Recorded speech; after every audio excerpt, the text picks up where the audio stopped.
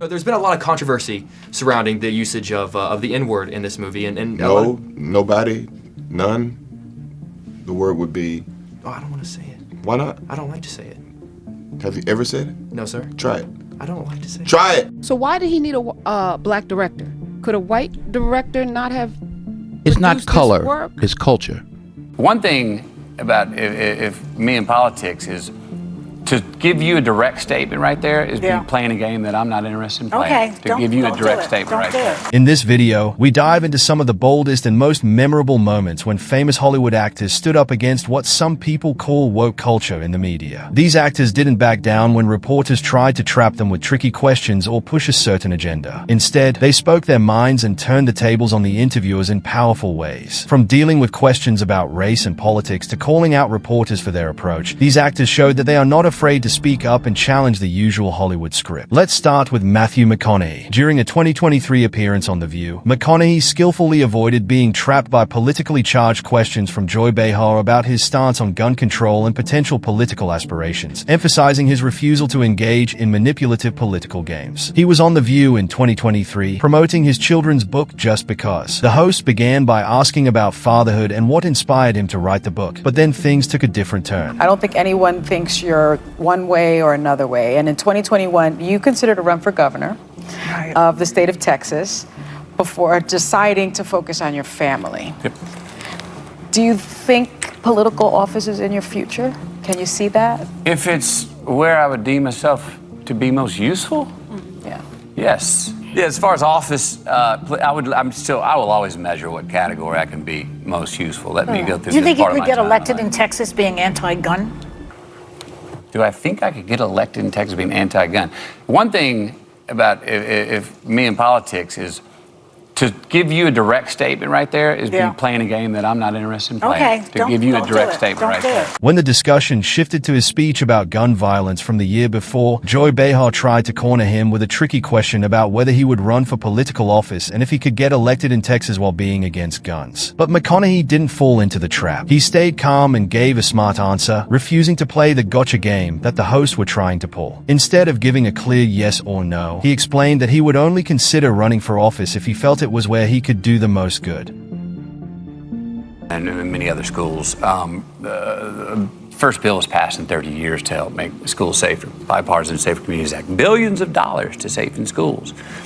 What I find out months after the bill's been passed is that very few applications are going in from the school districts. And for those that are applying, very few are getting granted and awarded. So the money's still there. And we're like, wait, where's the gap? Well, we found out that these superintendents have to fill out these grants to the government. A lot of them are driving the school bus and they're the PE teacher, and this grant process is 50 pages and it's intimidating. Wow. And I don't know about y'all, but I have trouble making it through filling a custom card out without having to scratch stuff out. It is intimidating, so they don't have the expertise at the time. The government wants these grants to be filed. They want to spend the money. It's use it or lose it money.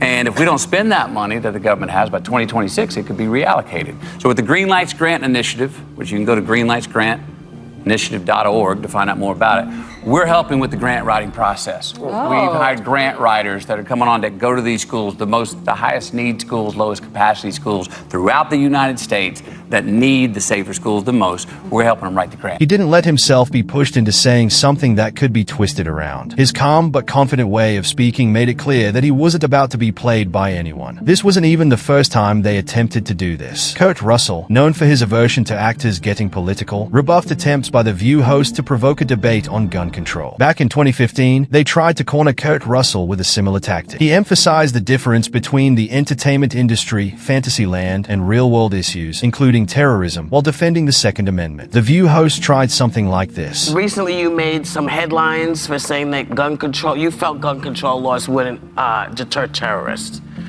Explain to folks. Interesting. Well, you know, these are these things where, first of all, I was in a situation, we do what we call the dog and pony. Right. We're out doing the dog and pony selling a picture. And you get sometimes you get what you feel is slightly ambushed by somebody who's really got an agenda. And that's sort of, I think, that's my opinion of what happened to me the other day. The last thing I like to watch is entertainers or actors get political. It's just something I can't stand watching. So having said that, no, I was kind of asked to put it in context somehow with this movie. You know, my personal feeling is that there's a big difference between Fantasyland and reality. Fantasyland is what we do. You're either writing something, writing a song, writing a book, doing a movie, doing a television show. That's Fantasyland. And that's where that stuff belongs. In reality, when we're dealing with things like terrorism and whatnot, we're all going to have different opinions on how to do it and how to deal with it. Yeah. Mine happens to be that I think there's a very strong reason the Founding Fathers had for the Second Amendment, and that is that no government ever hasn't had to fight its own people, and its own people hasn't had to fight its own government. We had our Civil War. If that Second Amendment hadn't been there, those people would not have had the opportunity to do what they considered was defending their life, their way, their style of living. So I agree with that. I think that's an important part of our existence, and it's basically that simple. I think that people more object to the excesses of the Second Amendment, not the Second Amendment. It's these And that's where the debate comes in. That's what, I think it's too bad that the debate can't remain kind of civil too, and that's hard to do. It's one of those things that it's like I talked about. Sometimes talking about terrorism. Whatever we do, and we all have our opinion on that too. Whatever we do, we're a little late for the people who've died. And if you know somebody, or you know a child that was maimed in that situation, I got a strong feeling that one's opinion has a tendency to change that. At the time, Russell was promoting a movie, but the conversation quickly turned to his views on gun control. He was asked to explain why he didn't believe gun control laws would stop terrorists. Kurt wasn't about to let them push him around. He explained that there's a big difference between the world of movies and the real world. In the world of movies, things are made up, but in the real world, issues like terrorism are serious, and everyone has different opinions on how to deal with them. He went on to defend the Second Amendment, saying that the Founding Fathers had strong reasons for including it. His bold response left little room for more gotcha questions, as he made it clear he wasn't going to be easily swayed. Then there's Denzel Washington, who isn't shy when it comes to talking about race and culture. Denzel Washington countered a reporter's question about his choice of a black director by explaining that cultural experiences, not just race, can influence storytelling. He highlighted cultural nuances, like the use of a hot comb, to illustrate his point. In a 2016 town hall about his movie Fences, a reporter tried to stir things up by asking why Denzel chose a black director for the film instead of a white one. So why did he need a black director? Could a white director not have? It's not color. Work? It's culture. Explain the difference, because I think we're Steven in a space Spielberg right did Schindler's List. Martin Scorsese did Goodfellas, right? Steven Spielberg could direct Goodfellas.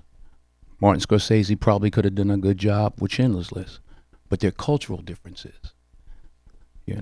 I know, you know, we all know what it is when a hot comb hits your hair on a Sunday morning, what it smells like. That's a cultural difference, not just a color difference. The reporter seemed to be pushing the idea that Hollywood should always focus on diversity and inclusivity in a certain way. But Denzel didn't let the reporter put words in his mouth. He explained that the choice wasn't about color but about culture. To him, it's important to have someone who understands the cultural experiences that the story is about. He gave an example of using a hot comb, a detail that only people familiar with African American culture would understand. It was a reminder that culture can shape the way a story is told, and that's why his choice of director was about more than just race. Samuel L. Jackson also had a moment where he challenged a reporter who tried to stir up controversy. While promoting Django Unchained, the reporter brought up the N-word and asked Samuel about it, insisting that the reporter say the word instead of sidestepping it. The reporter refused, leading Jackson to dismiss the question as not genuine. There's been a lot of controversy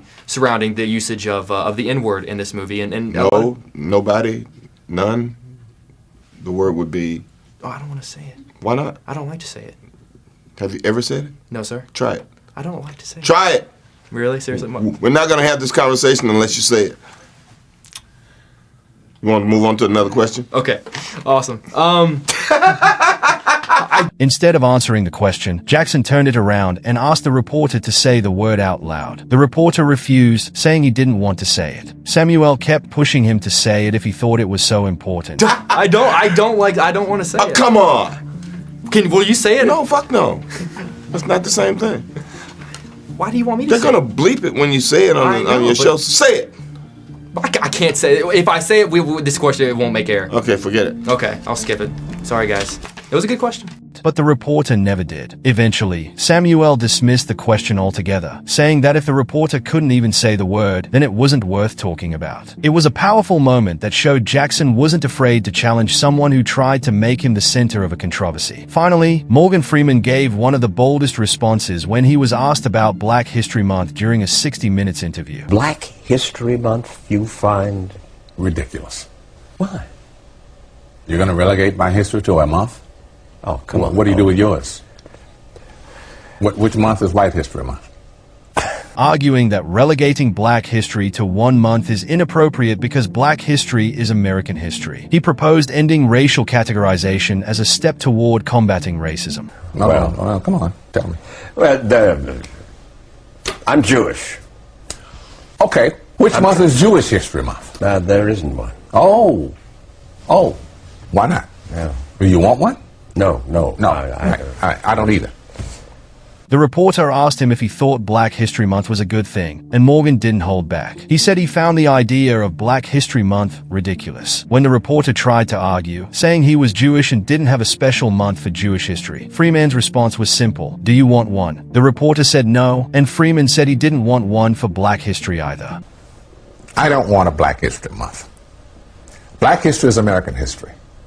How are we going to get rid of racism until... Stop talking about it. I'm going to stop calling you a white man. Yeah. And I'm going to ask you to stop calling me a black man.